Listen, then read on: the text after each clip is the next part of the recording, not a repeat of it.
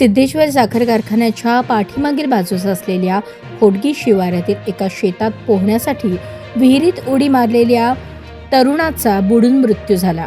ही घटना रविवारी सायंकाळी 6च्या सुमारास उघडकीस आली।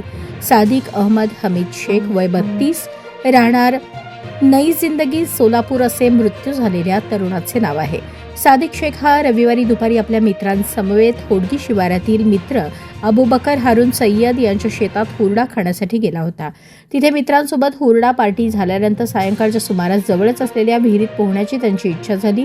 त्याने विहिरीत उडी मारली, मात्र ते खाली गाळात अडकल्याने वर येऊ शकले नाहीत। सादिक वर येत नसल्याचे लक्षात येताच त्यांच्या मित्रांनी विहिरीत उडी मारून शोध घेण्याचा प्रयत्न केला। दरम्यान वळसंग पोलीस ठाण्याला घटनेची माहिती देण्यात आली। काही वेळातच पोलीस कर्मचारी RD निंबाळे घटनास्थळी दाखल झाले। शोध घेतल्यानंतर सादिक शेख यांना पाण्याबाहेर काढण्यात आले। त्यांना तात्काळ उपचारासाठी शासकीय रुग्णालयात नेण्यात आले, मात्र डॉक्टरांनी उपचारापूर्वीच त्यांचा मृत्यू झाल्याचे घोषित केले। सादिक शेख हे व्यवसायाने इलेक्ट्रिशियन होते। त्यांच्या पश्चात आई, वडील, पत्नी, 2 मुले, मुलगी व 4 बहिणी असा मोठा परिवार आहे।